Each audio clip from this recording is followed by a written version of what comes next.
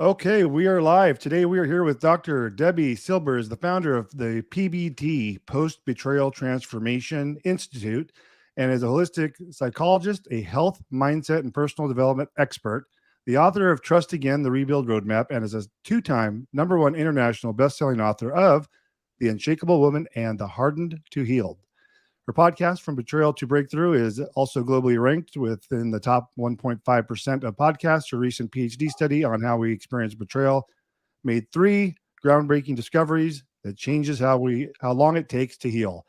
In addition to being on Fox, CBS, The Dr. Oz Show, TEDx groundbreaking twice, and more, she's an award-winning speaker and coach dedicated to helping people move past their betrayals, as well as any other blocks preventing them from health, work, relationships, confidence, and happiness they want most. And that was a fantastic intro for you, Debbie. And I wanted to bring you on the show because, as I mentioned, I handle divorce cases, and I think my audience would be very interested in what you have to say about betrayal in general, because I'm sure there's a little bit of that going on in some of the cases that end up in divorce. How are you doing today? I'm doing great. Thank you so much for the opportunity. It's really true. I think when I was doing my study, I remember reading something like 90% of divorces happen because of betrayal. Maybe That that's makes different sense. And now. I'm sure there's a ton of different types of betrayal as well.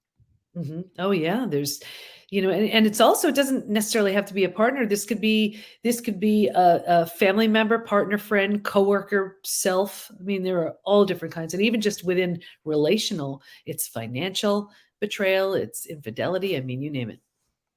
It's interesting. You must be, I'm guessing, the foremost expert on this post betrayal syndrome, because I just Googled post betrayal syndrome, and only thing that comes up is your website, your YouTube, your TEDx. I mean, I don't see anyone else talking about this.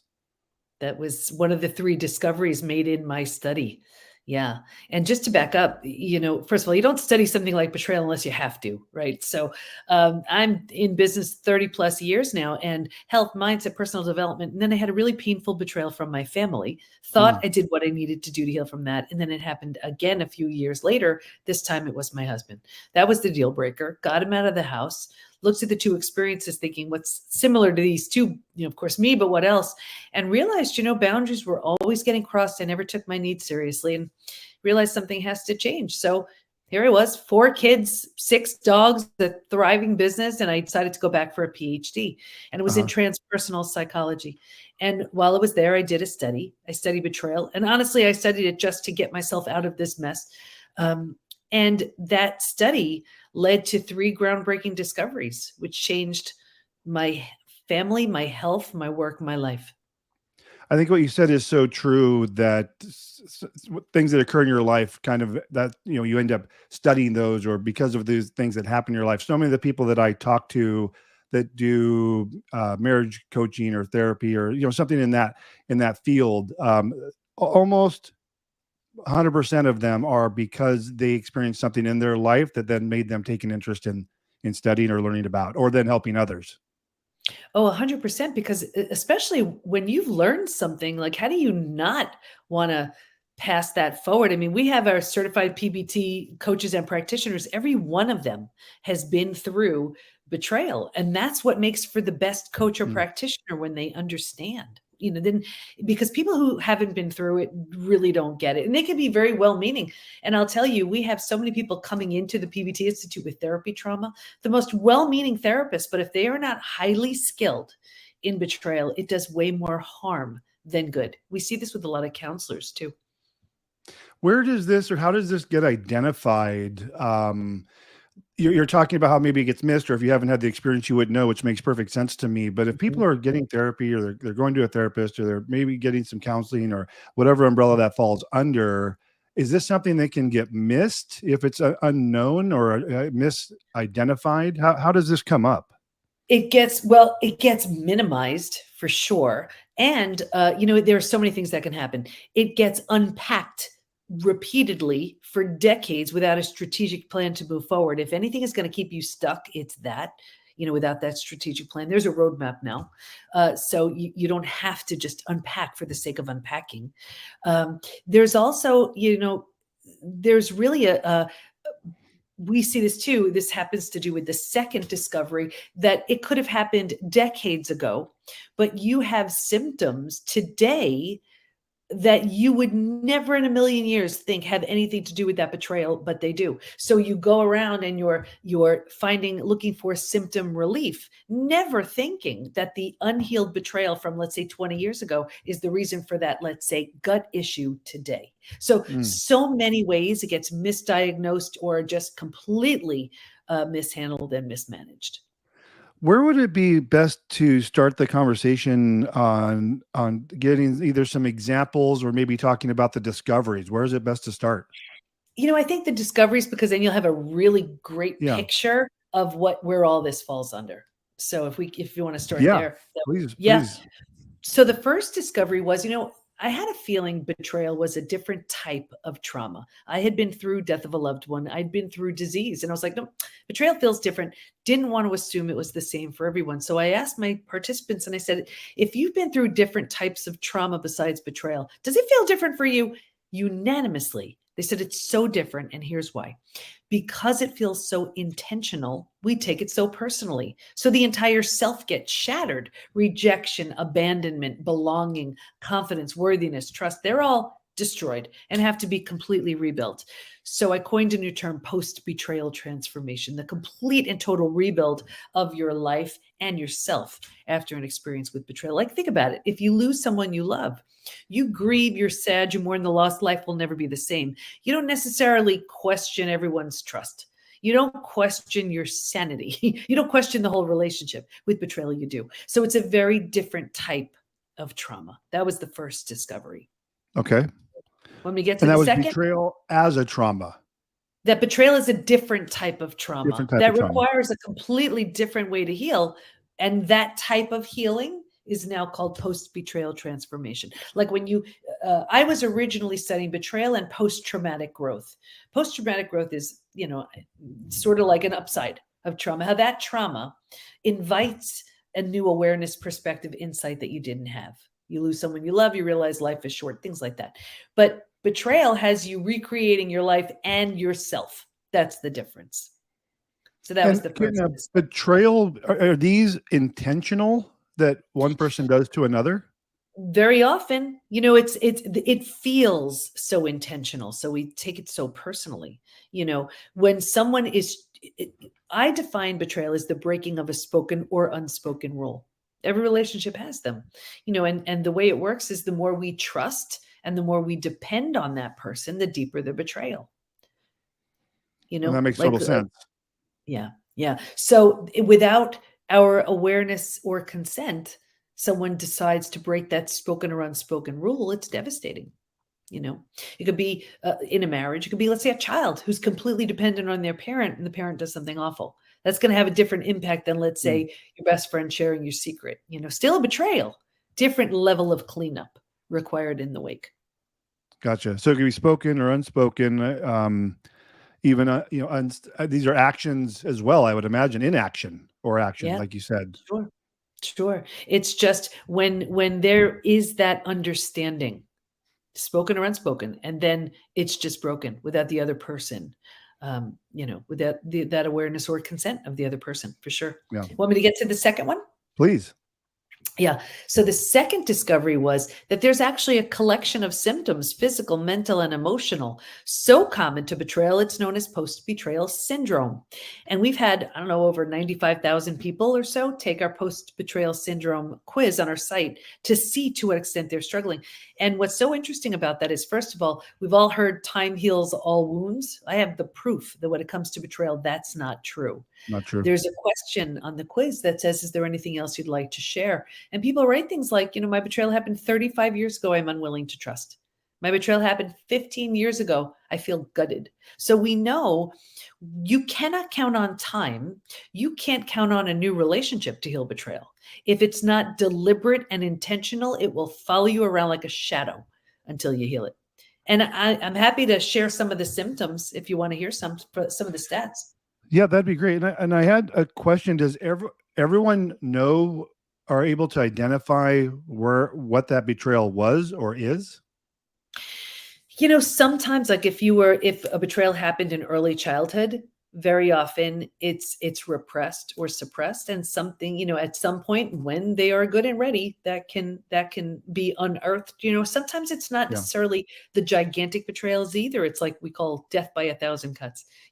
It's small ones that slowly and steadily erode your confidence or your self-esteem, or in the case of, let's say, gaslighting or narcissism or things like that. So many different levels, you know. So that gaslighting and narcissism you brought up, I bet Yeah. I should ask. I shouldn't, because I don't know. Is that a big part of betrayal? It can be. It's Like, does that it's come up a lot? definitely it's common. We have our coaches within the PBT Institute are all certified in they're all certified in the 5 stages, which I'll get into, but they come in with their own specialties. They specialize in narcissism or divorce, reconciliation, chronic pain, addiction, whatever. And our narcissism coach is very busy. Gotcha. Well said. Yeah. So you were going to talk about some symptoms. Yeah. So every once in a while, I pull the stats from the quiz, and this is, you can imagine, well, almost every country is represented, tens of thousands of people. Out of all of them, 78% constantly revisit their experience. 81% feel a loss of personal power. 80% are hypervigilant. 94% deal with painful triggers. And if you've had them, they're brutal.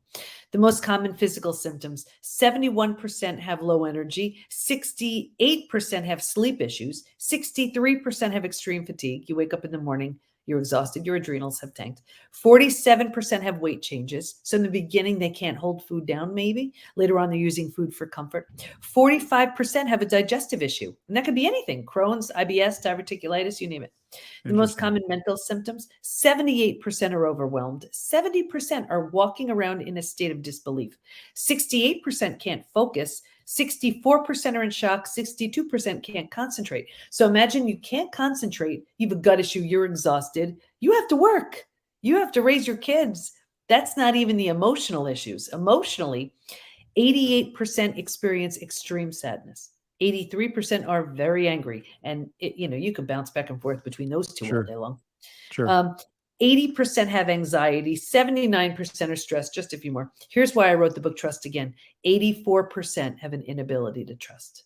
That just killed me. 67% prevent themselves from forming deep relationships because they're afraid of being hurt again. 82% find it hard to move forward, and 90% want to move forward, but they don't know how. So these are not light symptoms at all. These are kind of debilitating and kind of preventing people from succeeding in life in all facets. Exactly. And what's even crazier? You're right. You didn't hear me say one thing, 20%, 30%. These numbers are super high. They're also not necessarily from a recent betrayal. So this is from the parent who did something awful when you were a kid. This is from the girlfriend or boyfriend who broke your heart in high school. So think about this. That person may not know, care, remember. They may not even be alive. And because we haven't healed it, here we are decades later with these symptoms that we're still trying to tamp down because we haven't deliberately and intentionally healed the unhealed betrayal. How do people know that this is a betrayal to begin with? Like, how would someone start that search on the internet and then come to, find your content and then take your quiz? Like, what's going on that they're discovering this? It's a great question, because a lot of times they don't know, but sometimes they'll hear me, they'll watch my TEDx talk, they'll hear me on a podcast, a summit or something, or on, our podcast. They'll hear something, or they'll read a blog post that I've written or something, and they'll even see the word betrayal, which is such a physical word. It feels like a sucker punch. And in that word, sometimes they put it together. And I think it's probably maybe, in you saying that, easier for them to identify, because betrayal is kind of that word in general. It means so many different things, right? All those things you brought up, and all the different, not the symptoms, but just betrayal in general, where someone maybe struggling more with trying to identify what that betrayal is. Meaning, is it a narcissist in their life? Is it someone that's being passive aggressive, or any of these other things? They all fall under that umbrella of betrayal. It really does. And even think about it, like with your group, Divorce can feel like a betrayal, even if it had nothing to do with, let's say, infidelity. You signed up for, we're going to live happily ever after and have the white picket fence and whatever. And it's a betrayal of expectations. That dream, is no longer. So that was a betrayal of what the expectation was. I mean, it's so widespread, and it hurts so much. I mean, the good news is you can heal from all of it. That's the third discovery. Happy to get into that one if you want. What was the third one? Yeah. So the third one, for me, this was the most exciting. And what was discovered was, while we can stay stuck for years, decades, a lifetime, and so many people do, if we're going to fully heal, and by fully heal, I mean those symptoms of post-betrayal syndrome that I just shared, to that completely rebuilt place of post-betrayal transformation, we're going to go through 5 now proven predictable stages. And what's even more exciting about that is we know what happens physically, mentally, and emotionally at every one of those stages. And we know what it takes to move from one stage to the next. Healing is entirely predictable. There's a roadmap for it. And happy to go through the stages if you want to hear them. Yeah, so we just I love taking notes so I can follow up on these later on. So the 3 discoveries, what was the third discovery, or are we now talking 5 about stages. What's that? The first discovery was post-betrayal transformation, that betrayal Right. is a different type of healing. The second discovery was the collection of symptoms so common to betrayal, it's known as post-betrayal syndrome. The Right. third discovery was the 5 stages from betrayal to breakthrough. Oh, okay. I thought the 5 stages were falling under number 2. So this is one of the discoveries. Got it. Yeah. Yeah. Yeah, let's talk about that. Yeah, they're all mapped out in Trust Again. It's what all of our coaches are certified in. It's all we do within the PBT Institute. Here's a broken down version. Stage 1 is before it happens. And if you can imagine 4 legs of a table, the 4 legs being physical, mental, emotional, and spiritual. What I saw with everybody, me too, was a heavy lean on the physical and the mental, thinking and doing, and kind of neglecting or ignoring the emotional and the spiritual, feeling and being. Well, if you imagine a table with only 2 legs, easy for that table to topple over. That's us. Stage 2, shock, trauma, D-Day, discovery day. The scariest of all of the stages. This is when you get the news. And it's the breakdown of the body, the mind, and the worldview. So right here, you've ignited the stress response. You're headed for every single stress-related symptom, illness, condition, disease. Your mind is in a complete state of chaos and overwhelm. You cannot wrap your mind around what you just learned. This makes no sense. And your worldview has just been shattered. Your worldview is your mental model, the rules that govern you, that prevent chaos. Trust this person. These are the rules. This is how life works. Don't go there. And in one earth-shattering moment or series of moments, every rule you've held to be real and true is no longer. The bottom has truly bottomed out on you, and a new bottom hasn't been formed yet. This is terrifying. But think about it. If the bottom were to bottom out on you, what would you do? You'd grab hold of anything or anyone to stay safe and stay alive. And that's stage 3. Survival instincts emerge. And I have a feeling many of the people listening to this will resonate with this stage right here, because this is the most common place we get stuck. Once you've figured out how to survive your experience, because it feels so much better than the shock and trauma of where you just came from, we think it's good.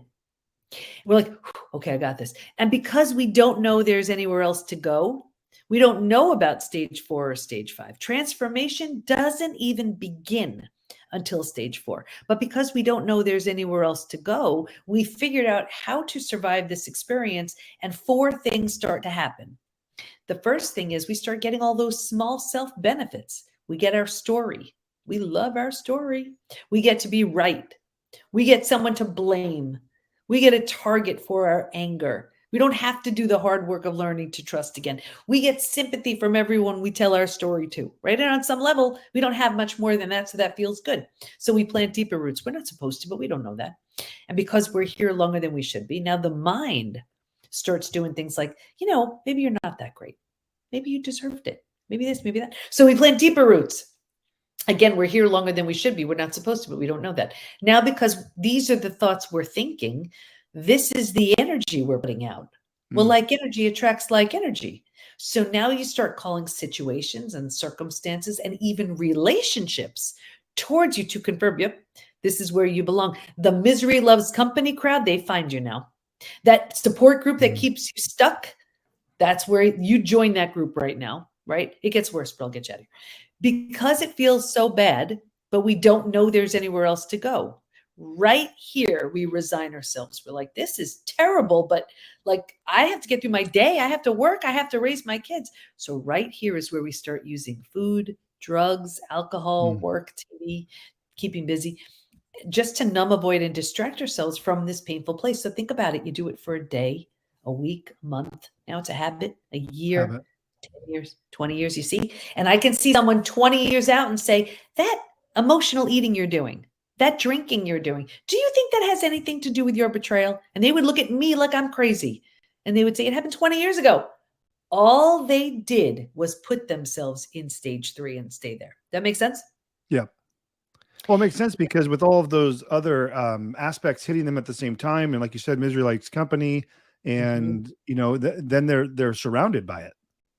Yeah. And it's like quicksand. And what happens is, if I tell you how often I will see someone sabotage, hear this clearly, they will sabotage their healing because they don't want to outgrow their betrayer, or they don't want to outgrow their people that they just found. So they will sabotage their healing. And this is the exact spot where repeat betrayals can happen, because like in a relationship, can you see my hands? I'm going to show you something. You'll never forget this.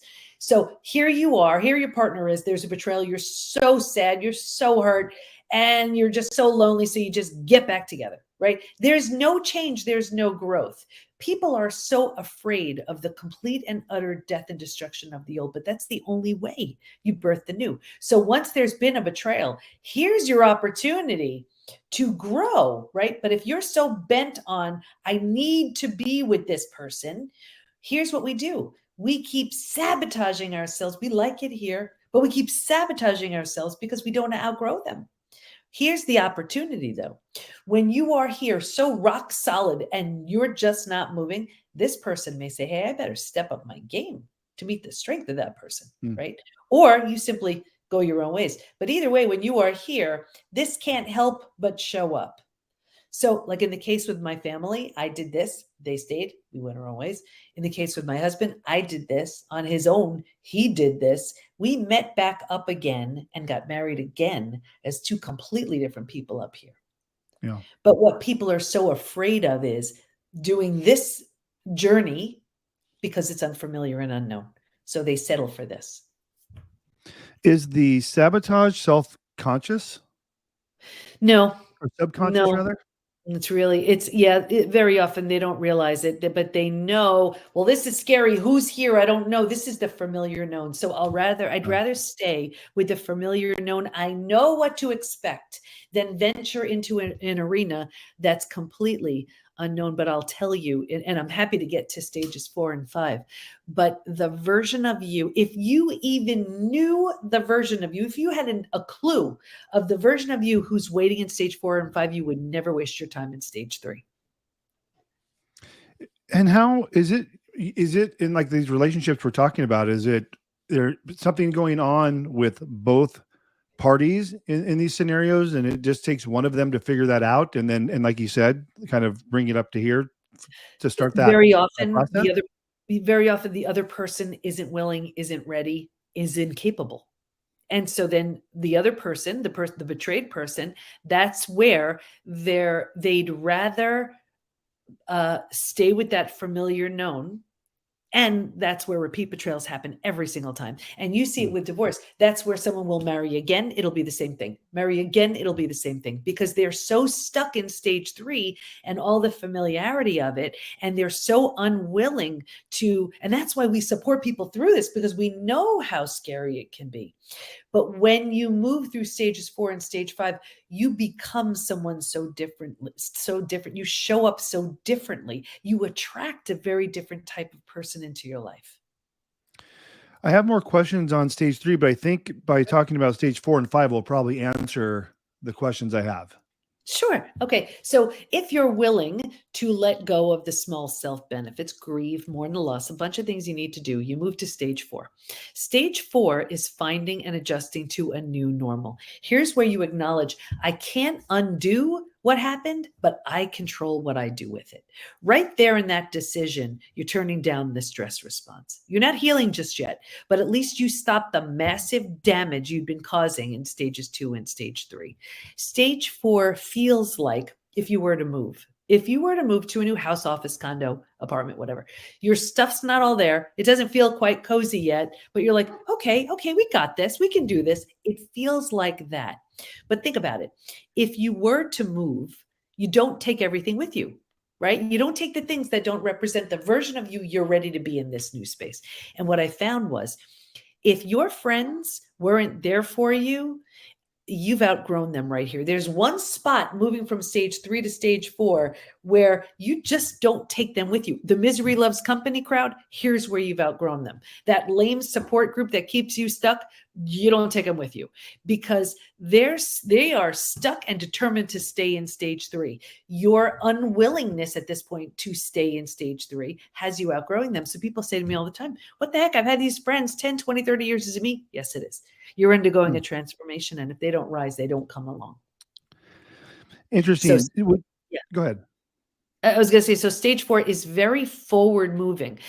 Stage 3 is very action oriented too, but it's action oriented around understanding your experience. Stage 4 is very action oriented around, what do I need now?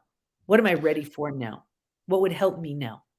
I wrote down some notes on the stage 3. Sounds action oriented, but it seems more reaction a bit. Mm-hmm. I don't know if that is a fair assessment, and that the stage 4 I wrote down is more of like acknowledging or even taking responsibility, and more cause versus effect stage. Is that a fair assessment? Yeah, you're not in taking responsibility. At no point do you ever take blame for the other person's actions, but Right. you're looking at it saying, what parts of myself have I outgrown? What am I no longer willing to take with me? What was I tolerating? This is what you're looking at. What did I settle? Was I settling? What am I willing to do now that the old version of me wasn't willing to do? Like my new marriage to my husband is all new rules, all new everything, where it's based on what I'm no longer willing to tolerate. So that's the opportunity. Betrayal lends itself to creating an entirely new identity. You keep the parts you love, you leave behind everything that no longer serves. Yeah. You've mentioned it a few times that you've remarried your spouse. I mean, I think that's just an acknowledgement in the benefit of going through this process, and going probably now that what's now become your course, your quiz, and all of that you were meant for each other. You guys did divorce, but then you guys handled the betrayals and whatever occurred there to the point where you guys were able to reestablish the fact that you could be together again. Yeah, well, we never officially divorced, but yes, we Okay. separated. And I'll tell you, all of our coaches and practitioners, some have completely healed and moved on because they did this, but their partner stayed here. So they learned, they either sabotage themselves or stay here, and then this shows up. We've had many cases of that. Or we do have many coaches and practitioners where they've completely healed themselves and rebuilt something entirely new. But people are so afraid of that crash and burn. And there were actually 3 groups in the study who did not heal. And one was, and these are when I say these groups, it'll make total sense. One was the group, they were numbing, avoiding, distracting. They ran to the doctor who put them on a mood stabilizer or anti-anxiety medication. They were drinking, they were emotionally eating, whatever they were doing. It may have made the day a bit easier to get through, not without a price. They didn't heal. The second group, this was the group, they had their story. They were sticking with it, deeply rooted in stage 3. They didn't heal. And the third group, this was the group where the betrayer had very little consequences. So whether it was due to financial fear, not wanting to break up a family, religious reasons was a big one. They did everything they could to turn the other cheek, look the other way, just keep pushing on. I saw 2 things with this group. Number 1, a further deterioration of the relationship. And 2, this group was the most physically sick.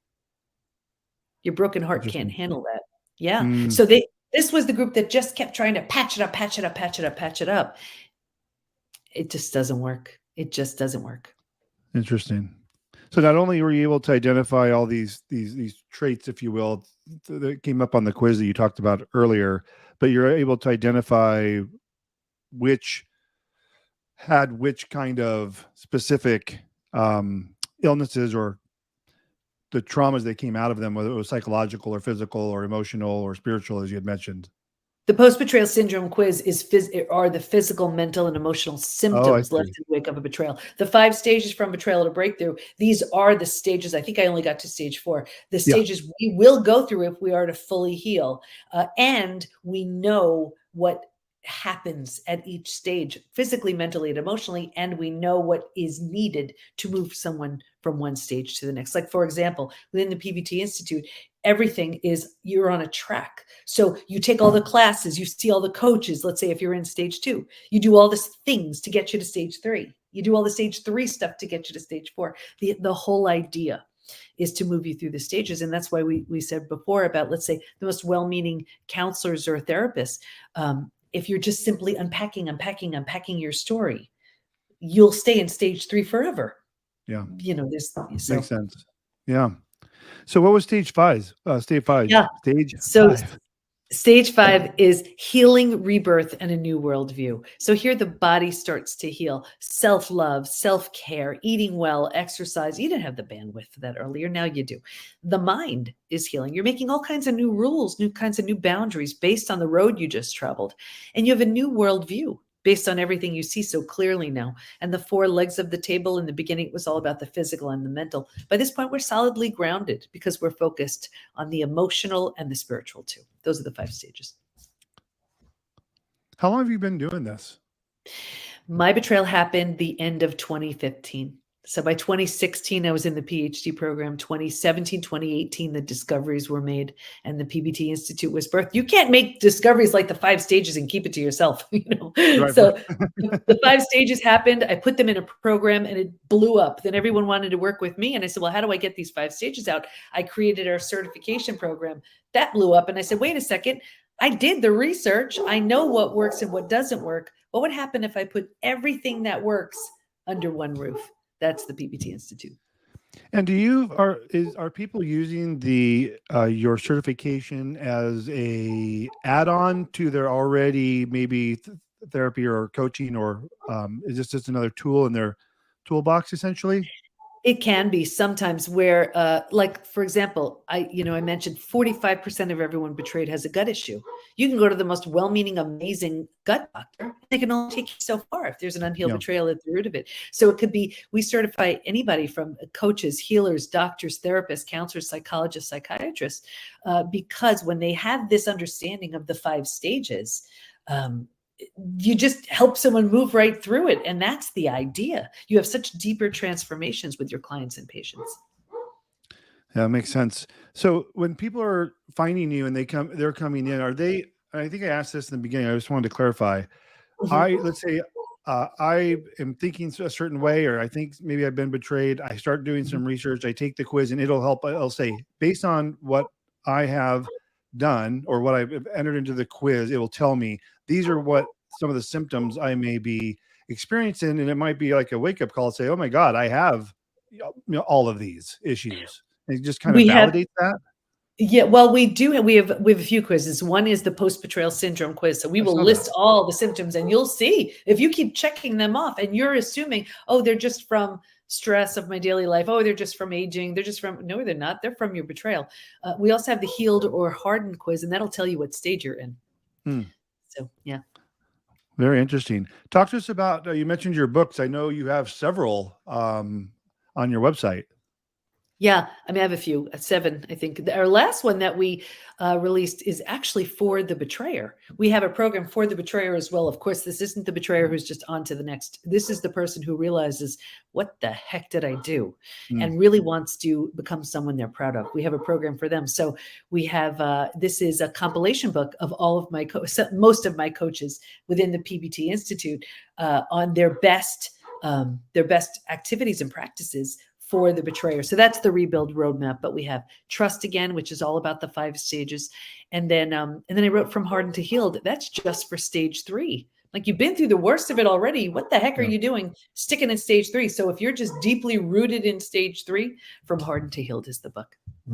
Does the quiz then tell me how this funnel works, if you will? So they take the quiz, they learn about themselves, and then would they then say, hey, then this is the book, this is where you're at, this is maybe the book or course you should take? Can you walk me through how that would work?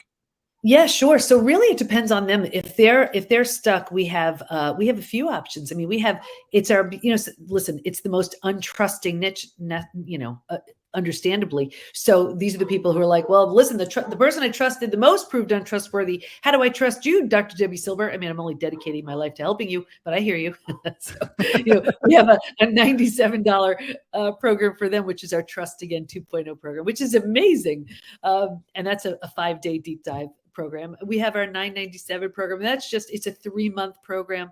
And they get to meet with our coaches twice a month, get our signature program, come into the community. Remember, it's all research-based. So our community is there to lift and inspire. This isn't the misery loves company crowd. We bring in, I have experts to teach master classes. You can't get appointments with these people. They just want to serve our community. It's everything about moving you through the stages. And then there's a 6-month program with me. That's if you want to move through all 5 stages in 6 months, you bring me in. Fantastic. We talked about all your accolades and the TEDx and your books. We talked about you do a podcast of your own. Do you want to just let everyone know like best way to engage with you, or all the different ways that they can find you? Yeah, sure. Everything is at the PBT, as in Post Betrayal Transformation, thepbtinstitute.com. Yep. And on there you have, like you said, you have your quizzes, ways of working with you, the certifications, your podcast, different options, so many different ways people can get help from you, which I think is great. Staying stuck is a choice. Yeah, it sounds like it. Like you have to take that action to get that help. And I think you have kind of nailed it when taking this trauma of betrayal and getting people to better understand, I think, understanding that it happened and that the result it's having on their life. Yeah, well, that's it. Yeah. And in the case of divorce, like your group, I mean, they're hurting, and you do not want to enter into another relationship if you are anywhere near stage 3. You're signing up for more of the same. Get yourself to stage 5. Watch the relationship you have access to from there. You'd mentioned, made a comment earlier about the divorce itself being a betrayal.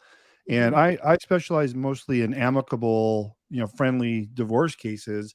And with those, so, there's no fighting, there's no arguing, they're reaching agreement on the terms. But because it's amicable, many times one spouse doesn't want to be divorced. Yeah. And so I would imagine in this scenario, they are the ones that are going to feel the betrayal in that situation. Yeah. Yeah. Because that's not what they believed was going to happen when they got married. Yeah. Well, fascinating to have you on. I told you when I saw your information in Podmatch, when I read that, I said, I have to talk to you about that because I'd never heard that. And you probably get that a lot, I imagine. Because I think you even in your comments say, yes, this is a real thing. It is. It's a real thing. And the good news is you can heal from all of it. Awesome. Well, anything I didn't ask you that I should have? Otherwise, I think we can sign off. We talked about a lot of good information here today. Thank you. I just want everybody to know there's a roadmap for you. Even though it happened to you, it's not about you. You deserve to heal. Just move through the stages. Awesome. Well, Dr. Debi Silber, PBT, what is it? thepbtinstitute.com is the best way to get a hold of her. And I know this is going to be valuable to folks that are working with me or considering going through divorce or just have obviously betrayal in their life in general. Again, thank you so much for coming on. Thank you. Well, I'll reach out to you later and I'll connect with you and maybe different social media channels and whatnot, just so we can stay in touch. Sounds good. Thank you, Debi. Talk to you soon. Thank you. All okay, right. take care. Pleasure. Bye.